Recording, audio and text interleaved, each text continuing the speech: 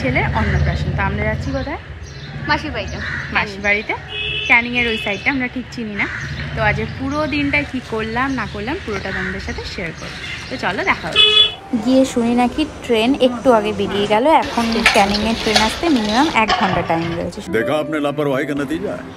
তো এই 1 ঘন্টা আমরা কি করবো বুঝতে না পেরে একটু ঝগড়া করে নিলাম যে এক্স্যাক্টলি কার জন্য লেটটা হয়েছে। তারপর একটু ভিডিও ফটো রিলস করে নিলাম। তারপর 1 ঘন্টা অপেক্ষা করার পরে ফাইনালি ট্রেনটা আসলো, দেখে প্রচণ্ড খুশি হয়েছিলাম। কিন্তু যতটাই দেখে খুশি হয়েছিলাম উঠে ততটাই কষ্ট পেয়েছি, কারণ এত ভিড়।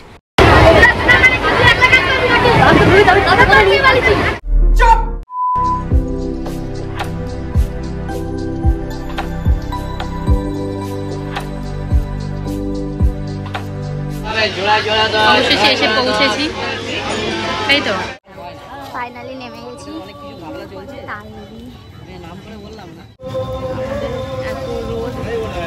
ফার্স্ট টাইম তো ভ্যানে উঠে খুব মজা পেয়েছিলাম, তারপর আস্তে আস্তে বুঝতে পারছিলাম এত রোদ, আর তখন রিয়েলাইজ করছিলাম যে ভ্যানে ওঠাটা সব থেকে বড় ভুল ছিল আমাদের। তারপর রাস্তা তো আর শেষই হচ্ছে না, আমরা এটাই ভাবছিলাম যে আদৌ আজকে পৌঁছাতে পারবো কিনা। তারপর ফাইনালি 2000 years later তো আমরা ফাইনালি নামলাম, ফাইনালি পৌঁছে গেছি। আর মাসি আমাদের নিতে এসেছে। মাসি তো চলো আমরা এখন যাই। এদিকে তো যে এখানে যে মানে এদিকে যে রাস্তার মধ্যে ওজন দেখবি ওনাকে কেরোসিন তেল দিত, বুঝলি, যার জন্য ওই তেলের বাবারে দিদি দুটো কারা রে?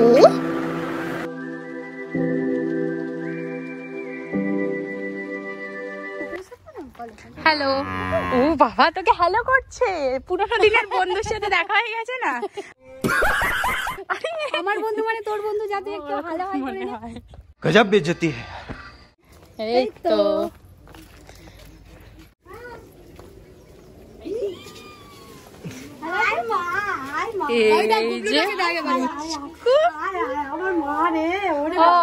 আমি মাসিগুলো কি পচা রে বাবা, আমার অন্নপ্রাশন এসে আমাকেই পাত্তা দিচ্ছে না।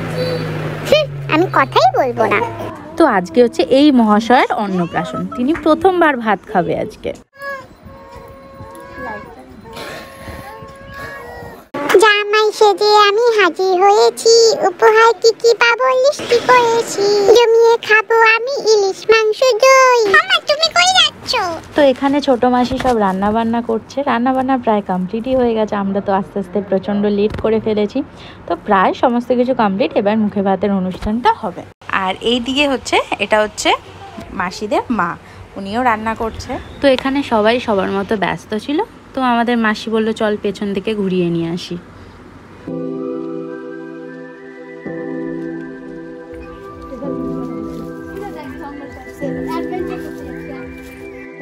এই অনেকটা ওই তোদের বাগান বাড়ির মতো না? সব গ্রামগুলো একই রকম হয়।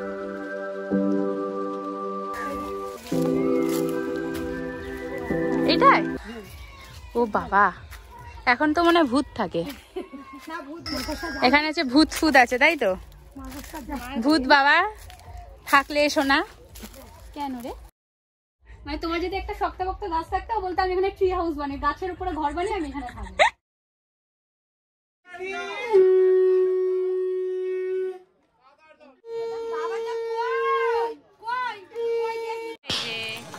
আমি খাবোই না, আমার এত কিছু রান্না করে আমাকে শুধু দুধ ভাত দিচ্ছে, মাংস দিলই না। না বাবা, শুধু কাটলে হবে? ফটো উঠছে, আমাকে তো হাসতে হবে। ও বাবা, কত কিছু, চিনি কোনটা নি? এটা বেশ সুন্দর, পেনই নি, আমি তো গুড বয়, আমি তো পড়াশোনা করবো। পেনটাই নি।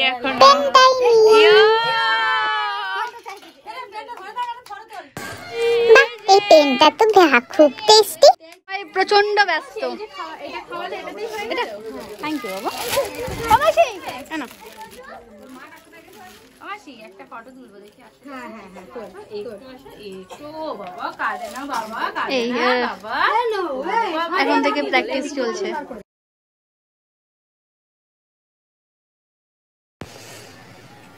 এই মানিটা তো খুব ভালো, একটু ঘুমুই করে নি। আর এইদিকে সবাই খেতে বসে গেছে। এখানে হচ্ছে এটা হচ্ছে মাসির মেয়ে বর্ষা, ও সবাইকে থালা পরিবেশন করছে। আর এখানে কি হয়েছে, ছোট যে বাচ্চাটা, ওর হচ্ছে থালা পরিবেশন করার ইচ্ছা ছিল, কিন্তু ওকে কেউ করতেই দেয়নি, তার জন্য খেতে বসছিল না। তো তারপর সবাই খাওয়া দাওয়া শুরু করে দিয়েছে। তারপর সবার খাওয়া দাওয়ার পরে আমরা লাস্ট ব্যাচে সবাই মিলে বসলাম বাড়ির সবার সাথে। তারপর খাওয়া দাওয়ার পরে আমরা গেছিলাম হচ্ছে একটু কুল পাড়তে। বর্ষা বললো এখানে একটা কুল গাছ আছে, তো আমরা বেশ অনেক কটাই কুল পেয়েছিলাম। আমরা এখন মানে বিকাল বিকাল হয়ে গেছে, জায়গাটা পরিবেশটা খুবই সুন্দর, পুরো সামনে ধান ক্ষেত পুরো। তো আমরা হচ্ছে এখানে একটুখানি বেরিয়েছি ভিডিও ফটো তুলতে, ভিডিও করতে।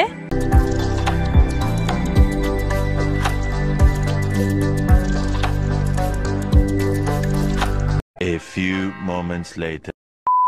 তো পুচকু আমাদের কি কি গিফট পেয়েছে এখানে মাসি আমাদের দেখাচ্ছিল, আর আমাদের থেকে পুচকু খুব এক্সাইটেড ছিল ওর গিফট নিয়ে। আমার জামা আমাকে দেখা পছন্দ, জামা পছন্দ দেবো না তোকে, নিয়ে চলে যাবো আমি। খুব মজা। না না তোমায় দেবে দেবে দেবে, ও দেখছে ও জামা। তো সন্ধে সন্ধে নাগাদ আমরা পুচকুকে এখানে টাটা বাই বাই বলে একটু আদর করে সবাইকে টাটা করে বাড়ির দিকে রওনা দিলাম। হ্যাঁ, তো আমরা হচ্ছে প্রায় সন্ধ্যা হয়ে যাচ্ছে। কটা ট্রেন মাসি? 6:25 ট্রেন। তো আমরা টোটো ধরতে যাচ্ছি, এবার টোটো ধরবো, টোটো ধরে স্টেশনে যাবো, তারপর বাড়ি যাব। তো টাটা। তারপরে আমরা এখানে দাঁড়িয়ে টোটোর অপেক্ষা করছিলাম, অপেক্ষা করতে করতেই দেখলাম একটা টোটো চলে আসলো।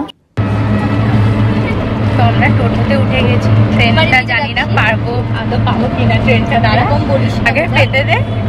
তারপর আমরা প্ল্যান করতে করতে আসলাম যে ওই ধারে একটা গাছের ওপর ট্রি হাউস বানাবো। যাই হোক মজা করছিলাম।